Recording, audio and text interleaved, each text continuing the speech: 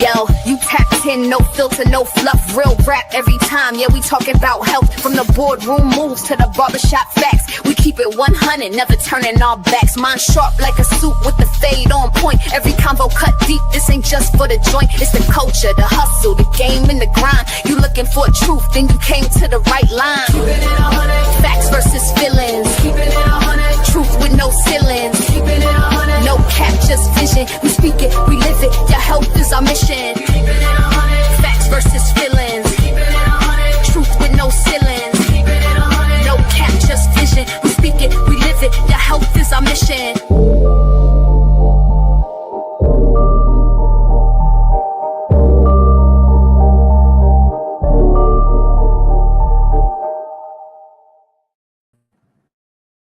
Hey everybody, welcome to Keeping It 100, where we have these open and honest conversations to make sure that you have the health information you need to make good health decisions. I am your humble host, Dr. Kristen Motley, and typically I will be sitting here with the street practitioner, Georgie Mink Jr., but he was unavailable today, so I'm just going to ride solo, but I'm going to hold it down for y'all.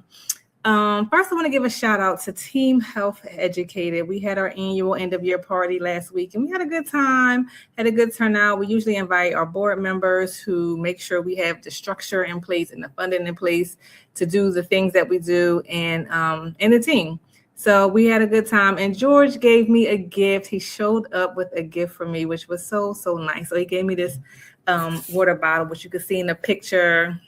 It has my name on it and a couple like a nice long list of ingredients that he says is a part of who I am. And so that was very nice and thoughtful. And I feel like whenever I see George, I better have this water bottle because he made me open it. I usually save my gifts for Christmas. I don't like to open Christmas gifts early. I will wait till December 25th, but he was insisting that I open it right then and there. And so whenever I see him, I'm gonna have to have this water bottle because if I don't, it's gonna be a problem. But yeah, we had a good time. So just hopping right over into the news. So there apparently is some changes, and I feel like every week we are talking about vaccines, and it is really not my intention, but vaccine news just keep coming up. There is a change in the recommendations in terms of Hep B. Traditionally, the Hep B vaccine is a 5-dose vaccine series. It was given at birth. So you have the baby, you give the first shot, and then you provide another shot at 2 months, and then 3 more doses over time. So under this current administration, they are removing the recommended dose at birth and saying that it will be the option of the parent and the healthcare providers to work together to determine what's best. And so I like the idea of people being able to weigh in, but on, when their child is vaccinated and what they get, I appreciate the idea of someone having voice and agency, but I don't like the idea that people are expected to just know what to do. It is complicated. It's not an easy decision. You want to trust your healthcare provider's recommendation. And traditionally we have done that. But now it's just like, who am I supposed to believe? And all this confusion is happening. And it's just really unfortunate. And I just hope and pray that it does not put babies at risk, more babies at risk, especially Black, Hispanic, poor people, people who are already marginalized and see the worst of all the health outcomes. We can't afford for that to be exacerbated through this confusion and nonsense, really. So I would definitely say if you're pregnant, planning to become pregnant, have these conversations early with your OBGYN so that you know what to do when the baby arrives and you're not confused, scrambling for information when they come into the room and ask, do you want your child to have this vaccine?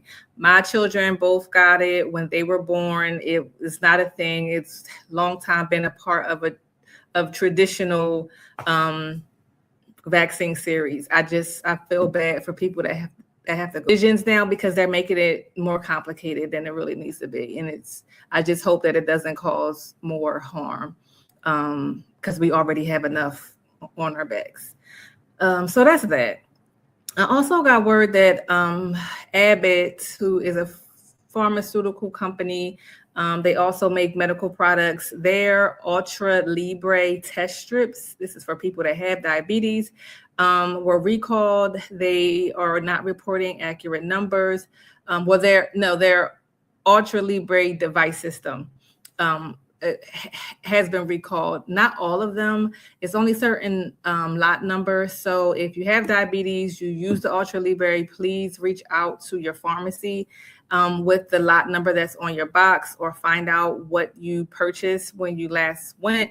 You can also visit the website, either the Freestyle website or the Abbott website or the FDA's website, and just put in Ultra Libre, Libre, and you'll find out what recall. There have been deaths reported related to this, but none of them happen in the United States. So they're just being extra precautious, which they should, to remove these products from the shelf in the US to make sure that they're safe for everyone else that has them. Our blood pressure program. So we've been running a blood pressure program for this is our third year. We've received grant funding from the Pennsylvania Department of Health. We're very fortunate for that. They just expanded our funding a bit. So we're opening a new class starting in January. So if you have high blood pressure, or if you know somebody that has high blood pressure, make sure you tell them to get in contact with us. They can call 484-234-2427. Again, 484-234-2427 to register for our class. It's a free class. It's 4 months.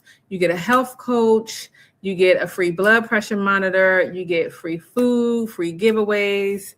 You can do it completely virtual. You just have to come in person one time to do your paperwork, but everything else can be virtual, or you can do it in person once a month. So it's really flexible. It's a very effective program. We have amazing coaches.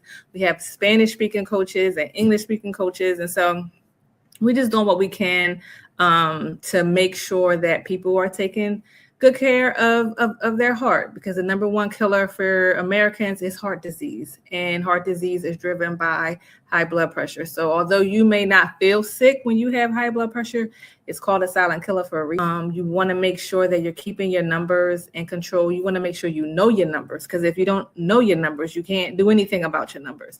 So make sure you know your numbers, keep them in normal range, talk to your doctor about what your normal range should be.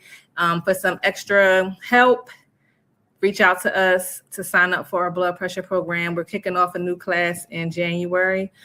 So register for free. The number again is 484-234-2427. And if there's no answer, there won't be an answer, but just leave a message when you call and we'll make sure somebody calls you back. So at this time, I want to bring in our very special guest, who is no stranger to the show, Stacey Woodson. Stacey is a registered dietitian. She's a children's book author and a media consultant. She transforms wellness through earth-centered approaches and food as medicine philosophy. Her innovative practice integrates urban agriculture, ethnobotany, I done got a whole new word in my vocabulary, and basic herbalism, helping individuals and organizations reconnect with nature's nourishment. Amen to that, because what we have is already here. We don't even need to be manufacturing all these foods and products, because God gave us what he needed us to have in the earth. So thank you, Stacey, for helping us reconnect to the natural resources, because we out here doing too much. Welcome. Can you hear me? Yep, I can hear you now. Perfect. And just so you know, ethnobotany is the study of how groups of people or cultures use plants. Very cool. Thank you. Thank you very much, because we absolutely need more than that, because I want to know what the ancestors did. I want to know what people did when we didn't have all these manufacturing firms and all the plant, all the chemicals. Like, what did they do with the resources that came out of the earth as a culture? So I can pick up on those. So we got to bring you back to talk about that for sure. Okay. But it's the holidays. So we're talking about how to get through these holidays without picking up pounds. I know I'm already probably up a couple pounds, just because I just like to indulge.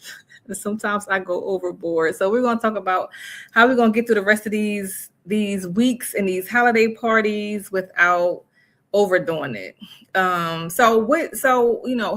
do we do that? Like, how do we enjoy the festivities, the family, the fun, the friends, without feeling guilty about the decisions that we're making?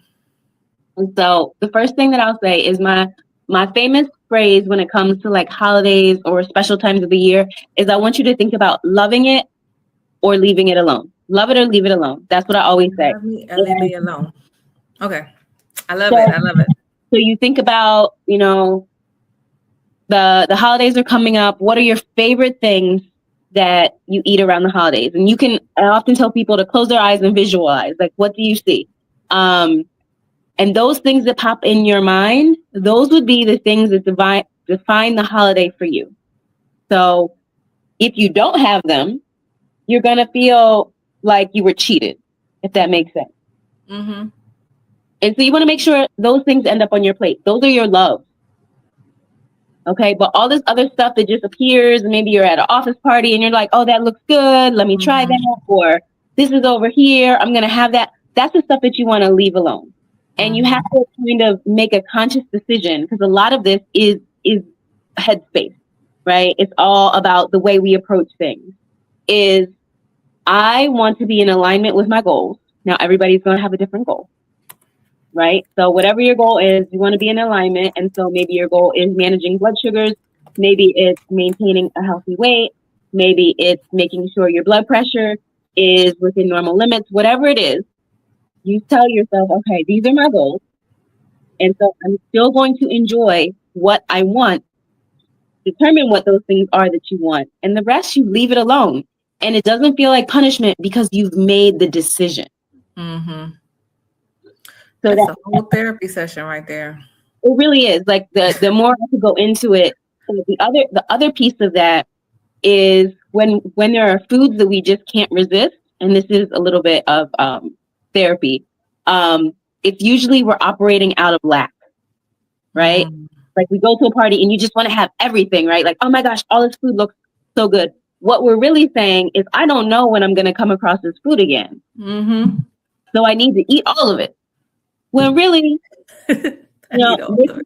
maybe it's a shrimp cocktail. Like we could have a shrimp cocktail another time, right? Or maybe it's something that you don't eat every day, but you absolutely could come across these foods again. And so when you think of it that way, like I don't need to eat all this right now because other times that I could eat these, it starts to shift how we're thinking.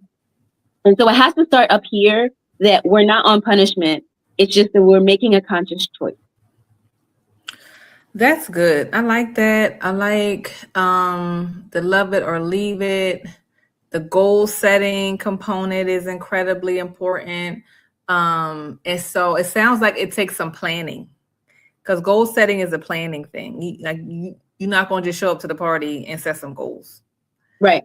Absolutely. So where does that come in? Is that something that we should just do now and set a goal for the rest of the month? Or is it a daily goal or weekly, or how does that look? So it's going to depend. Like some people like daily goals. Some people just need to make it through one day, right? And so each day they start a new day. Some people might set a monthly goal. So you have to know yourself.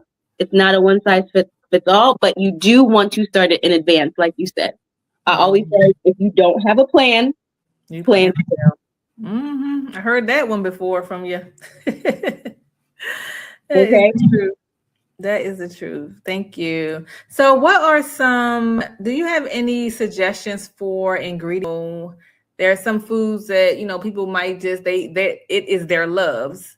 Is there anything they could do it to make it more, I know you don't say healthy, so I can't even say healthy. Make it more appealing to their goals. Like more balanced? Balance. I will say, yes, there's different swaps that you're doing there that you can do, like one common swap. So the first thing I'm going to say is I'm at my big age, right? I want what I want. And so I'm no longer going to encourage people to swap out something that tastes subpar. Mm-hmm. I would just rather teach you how to eat the thing that you really like in moderation. Mm-hmm. So that is an option too, that we don't have to make swaps. We just have to plan, right? That's a good one. I like that. If we are going to make a swap of baking that happens in the holidays, often a swap that usually doesn't change the texture or the taste very much is swapping oil for applesauce. That's a great one. And still I've seen that. Okay. Yeah, so if you have a recipe that calls for oil, it would be a 1-to-1 swap. So if it's a cup of oil, you can use a cup of applesauce. It's the same with butter too, right? Isn't there like a conversion from butter to applesauce? I only say that because Noah, that's my 6-year-old, he was allergic to dairy. And I feel like the recipes for like cakes and cookies and stuff like that would use applesauce instead of butter. I don't, I'm sure, I mean, butter is essentially like an oil, just in solid form. It probably works, but I'd have to look that one up to verify. It's okay. I feel like I've seen it, but who knows? Thank you though. The other thing that I will say, and most people don't realize this one, is once again, if we're baking and eating like starchy foods and it be better for you, is when you cook these carbohydrates. So whether it's rice, it's pasta, it's a pie, like a sweet potato pie, when we cook those carbohydrates and they're hot and we eat them, they're going to affect our blood sugar differently than when they're cooled. So once you cook it, you cool it like in the fridge, and then you eat it later, whether you reheat it or eat it cold, we develop something, or the food develops something called resistant starch. And resistant starch it's almost like a fiber, and it makes your so it's a prebiotic. It's good for your gut, but also we don't see our blood sugars spike as much. So let me be clear, they are still going to go up. We're still talking about carbohydrates, but we don't see our blood sugar go up as quickly. Is this hot off the presses, or do we know this for years? Because I've never heard anything like this before. I've known this for years. You have not told me this. What is happening? You've been holding out.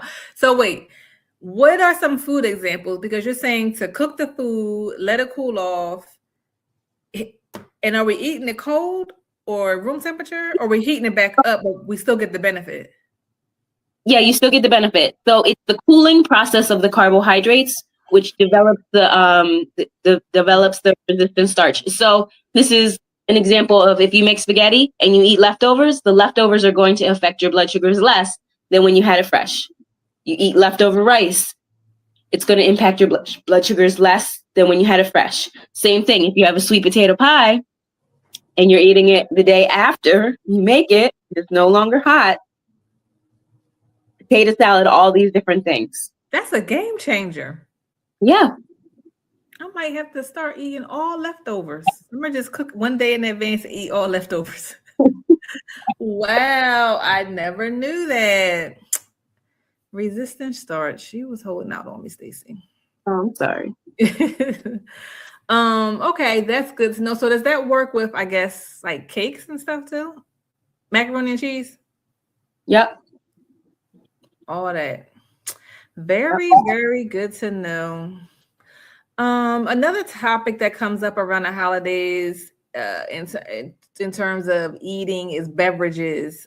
People tend to indulge and partake in alcoholic beverages or sugary. Wondering what are some of your recommendations around that? I've really cut back on alcohol intake over the last few years. I feel like the studies go back and forth and I don't have time.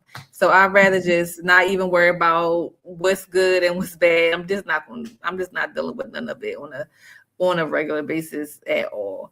But what do you suggest in terms of trying to manage our intake especially around the holidays or even in general? So the one thing that I will say is I like to think about, a lot of people, what we call binge drink during parties and holidays. So binge drinking is more than 3 drinks. And so obviously that's not something that we encourage you to do. The recommendations are now, first, if you're not already drinking, that doesn't mean you should start, but the recommendations are 1 drink per day for women and no more than 2 drinks per day for men. And this is not, when you go to a restaurant and they give you the huge drink. I think the recommendations are a 6-ounce drink. So just to put that out there. But if we know we're going to have multiple drinks, I always say we want to buy some time in between them. And so have a drink, have a glass of water. Have a drink, have a glass of water. Okay. So not only are we hydrating, which means we're less likely to have a hangover the next day, we're slowing down the rate of which we can consume this alcohol. And we might get to a point where we're just full and we don't want any more. So I like that. Now, what about the sugary drinks? Is it the same? Well, I mean, like, you don't have to worry about becoming intoxicated or having a hangover, but in terms of the method, the plan. Yeah, so the sugary drinks I would be a little bit more careful with, just because depending on what your goals are, they're very easy to have lots of energy in them. Some of these drinks, particularly like frozen drinks or fruity drinks, can have upwards of 500-600 calories per drink. So if we're doing multiple of those, we easily can exceed our energy limits for the day. So once again, we kind of have to pick and choose what we really want. Do we want to really enjoy our dinner, or do we really want to have, 1 or 2 drinks that we really love? So we make those decisions. And maybe you're going to a restaurant that serves a specific drink that you just love and you can't get somewhere else. Okay, then you have the drink, and maybe you eat on the lighter side. You really have to determine what is going to work for you. I will say, if you're going somewhere and you know that like a menu is available, so like let's just say you're going out for an office party and the restaurant has the menu, look at the menu before you go. And this works all year long. Look at the menu before you go. Decide what you want before you step foot in the door. And you want to do that from the lens of, this will be something that I enjoy, but I know will nourish me. And when you get in the door, you're not tempted by what you see, what you smell. You don't even have to ask for a menu. You just know exactly what you want. Goes back to planning. I'm hearing planning. You can't just show up. You got to go in with a plan. I think that's really important. Bilal lost a lot of weight over the last few years, and he's been able to sustain it. And I see him planning, like he's always thinking about, okay, where we're going to eat. He's checking out the menu ahead of time to make sure that he can find something on the menu that he will eat and enjoy. And so I have seen it in action. I'm just going to eat something from wherever I go. I'm not checking the menu. I'll find something that I eat. But planning goes a long way. And I think that a lot of the tips that you've already shared go back to just taking a minute, knowing what you want, what you don't want ahead of time, so that you don't have to make any rash decisions. You talked about having enough energy. What do you mean when you talk about foods and drinks that have energy or not? Can you talk about that a little bit? So say this again. When you're talking about foods and drinks that have energy that may exceed your energy limit for the day, can you just talk about what you mean by that? Sure. So when we talk about energy and foods, that's calories. Most people have heard the word calories, and the only thing that they really know about calories is too many are bad, which isn't wrong, but I always like to reframe it. And once again, all of this is a reframe, right? Calories are the energy that we need for our heart to beat, for our brain to function, for us to walk around, do the tasks that we need to do. It is our fuel. Just like we put gas in a car to make it go, we have to put calories or energy in us for us to do our activities. Each day we need a certain amount of calories or energy, and that's going to be very individual depending on the person. So things like our gender, our height, our weight, our age, medical conditions that we might have, our activity level, all of these things are going to make an impact on how many calories we need each day. But I always like to say it this way. Mathematically, a mathematical average is about 2,000 calories a day is what most adults need. Meaning that women generally need a little bit less than 2,000 calories a day, and men need a little bit more than 2,000 calories. Average them together, you come out with 2,000. And so if you need 2,000 calories a day and you're consuming one drink that has 500 calories, that's 1/4 of your energy needs for the day, right? You have 2 drinks. Oh, you're in trouble as far as maintaining your weight. Mm-hmm. So it really comes down to weight gain, weight loss. A lot of it is about the energy that you're putting in or burning through the activities that you do in the day, how fast you're burning calories, I guess. Yeah, I mean, there's some other nuances in it, but yeah, if you're bringing in the amount of energy that you need each day, essentially you will maintain your weight. And that's another thing that I wanted to mention. Excuse me. Mm-hmm. And this time of the year, when there's lots of, decadent food around, I often tell people, let weight maintenance be your goal. Mm-hmm. So if you're actively trying to lose weight, maybe this isn't the time so you can have some of the things that you might enjoy. Mm-hmm. But let not gaining weight be a goal, because that's a big goal too. It is. It's my goal. I don't want to gain weight. That's exactly what my goal is. I don't want to gain weight. I just want to maintain it, indulge, have fun, party, but not have to buy a whole next size up of clothes or clothes fitting tighter by the end of all this. So yes. And what about portion control? Oh yeah, I'm sorry. Go ahead. No, I mean this all ties in. I was just gonna say is okay. So you planned, and things come up. You had a little bit more at the party than you thought. This is a great time to do physical activity. Mm-hmm. And when I say physical activity, it doesn't mean you need to leave the party and go to the gym, right? There's simple things you can do. Exactly. You're not doing that. I'm not going to give you advice that's just unhelpful. There's simple things that you can do to get some of those sugars that you've just consumed, your body to use them. So, for instance, if you're sitting in a chair, you could do some leg raises, right? So you're sitting at a table, you could do that for 5 minutes. That starts your body using some of those sugars that you just consumed. If you're somewhere where you can take a walk, you can go take a walk. So, I often say you plan for your plan to might go awry, right? So what can you do if the plan doesn't work out? I love it. And I actually just did some leg raises when you mentioned that, and my heart rate went up. So that's real work. Yeah. That is real work. Like I actually had to stop because I got tired. Yeah. And that's like, it doesn't have to be hard, but people just don't know that things like that actually matter. And you could be doing it at a party. Like you could be sitting there doing leg raises and nobody has to know that you're doing leg raises until you get tired. Right. That was good. Okay, so then what about portion sizes? One thing that I typically do is if I know I'm trying to be on my best behavior, I'll get like a dessert plate to put like all my food on there so I can't fill up a big 8-10-inch plate of food. What do you think about something like that, and what other tips would you share for portion control? I love that idea, right? Our eyes are bigger than our stomachs, so if we have a smaller plate, we're going to be able to fit less on it.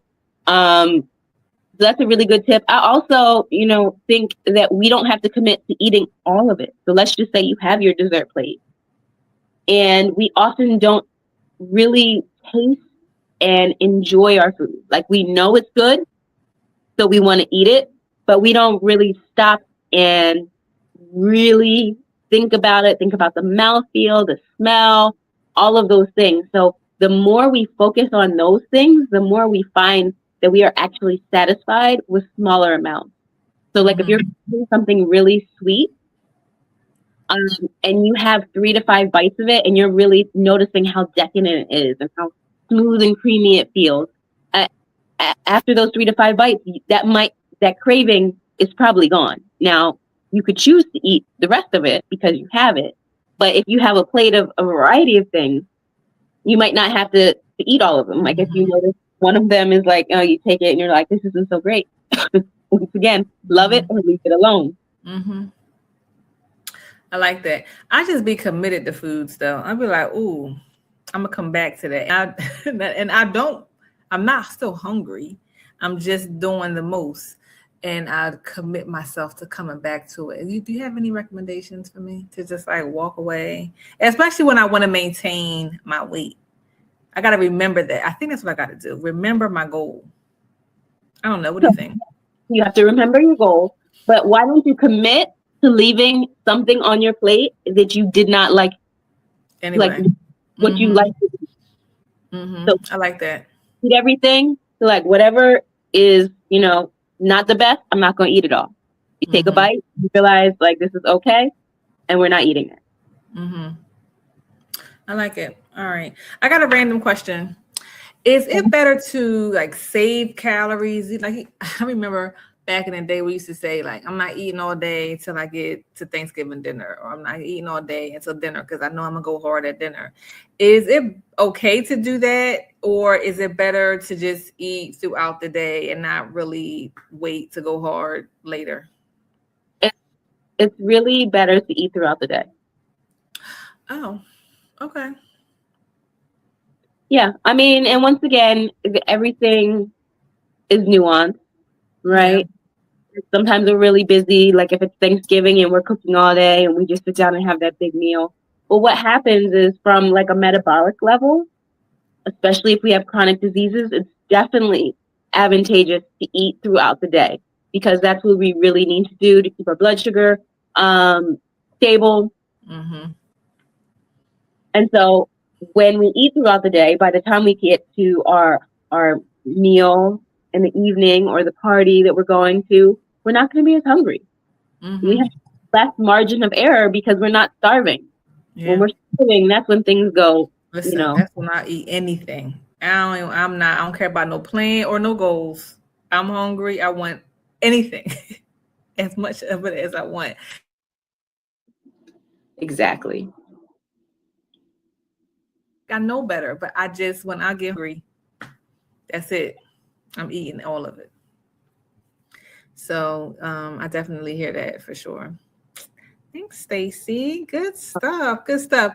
Now, I wanted to also ask, we're coming up on New Year. 2026 is right around the corner. This is when everybody is setting their goals. They're ready to get their best life. They're ready to get things in order. In terms of goal setting around weight, what do you see as like the most popular thing that people are doing or have done in your experience? The most popular or the most successful? Just popular, and then we'll go into a follow-up. I just want to know, what are people doing?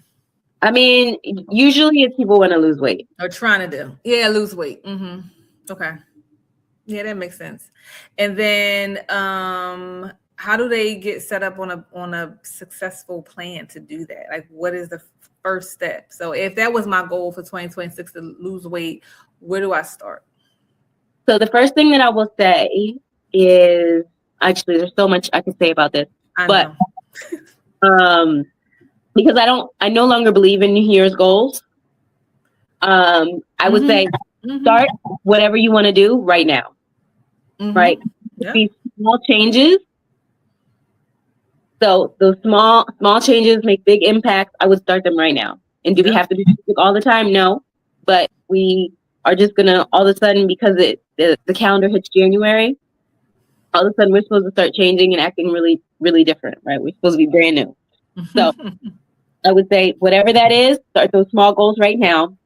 And going back to answer your question, is really be clear about your goal. And if your goal is weight loss, we've definitely talked about this before. You want to start that SMART goal. You want it to be specific. And so oftentimes people will tell me, well, I want to lose weight. And I will say to them, well, first, I don't even like to talk to people about weight loss. I want to know your why. Why do you want to lose weight?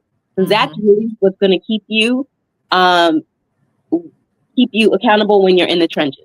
Do you want to lose weight so your knees feel better and it's easier for you to walk around? Do you want to lose weight so you don't have to get, surgery? Do you want to lose weight so you can play with your kids or your grandkids? Like, why do you want to lose weight? That's the first thing. And then we need to identify what actionable steps to take to lose weight, right? Because people always say, I want to lose weight, and then they don't do anything different. And then they don't lose any weight. And they say, I've been trying, but you haven't been trying in a meaningful way because you haven't determined any activities that you need to do to lose weight. And so an activity might be, I am going to make sure I have extra serving of vegetables at dinner. If you're even eating vegetables now, maybe it's, I'm going to make sure I eat vegetables, right, at least once or twice a week, because those are low in energy, low in calories, but they give us hydration, they give us fiber. So we need these tangible things. Maybe it's we're going to cut back on sugary beverages. All of these things that if we're doing lots of sugary beverages, reducing some of them can produce weight loss. So we just need to define what we're doing, and we need to do it in a realistic way. The other thing is people will say like, oh, I'm going to cut out all this stuff.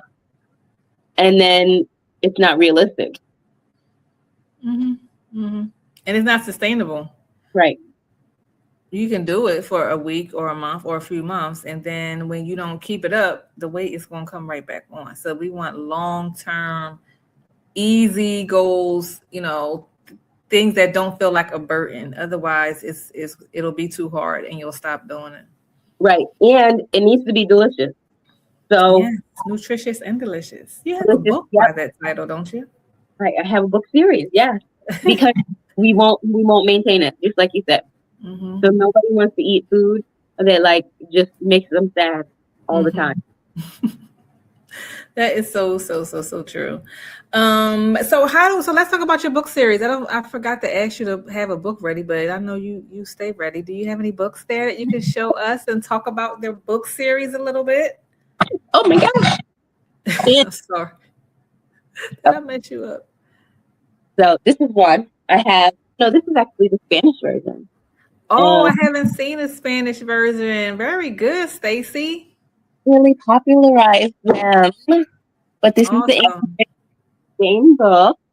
So these are have a girl version of this. So this is the Princess Picky Eating Tries New Foods. There's also the Princess of Picky Eating Tries New Foods. There's the ABC book that's called A is for Aki, Fruits and Vegetables from Around the World. That's really fun. And book is co-authored with my daughter, Grow, Eat, Repeat, A Love Letter to Black Tea. And I'm in the process of working on my newest children's book. Awesome. I think I have all of those except for one. They are amazing. They're great to read. And they're really nostalgic because you do the vocabulary words with the definitions at the end. And so I feel like books like that don't have that anymore. I know that your books do. And so that makes me happy. Thank you. You're welcome.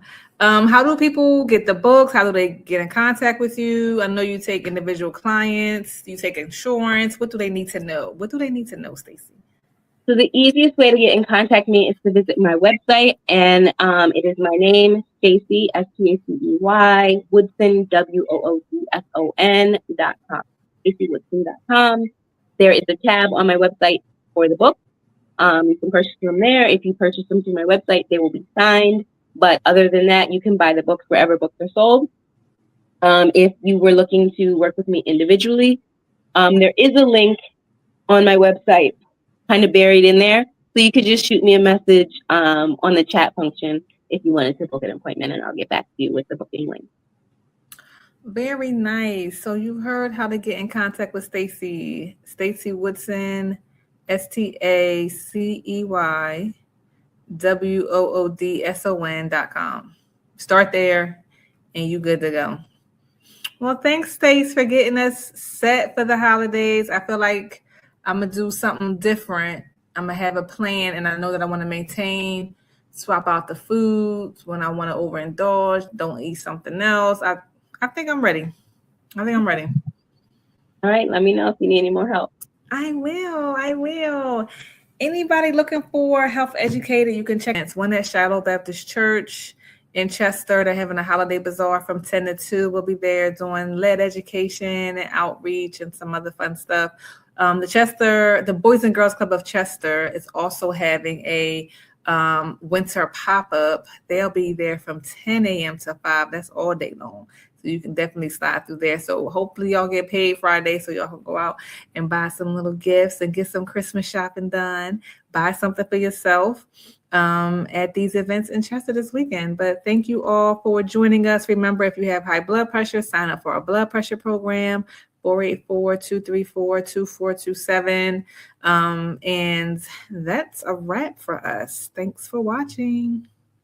Keeping it 100, truth with no feelings. Keeping it 100, no cap, just vision. We speak it, we live it. Your health is our mission. Keeping it 100, facts versus feelings. Keeping it 100, truth with no ceilings. Keeping it 100, no cap, just vision. We speak it, we live it. Your health is our mission.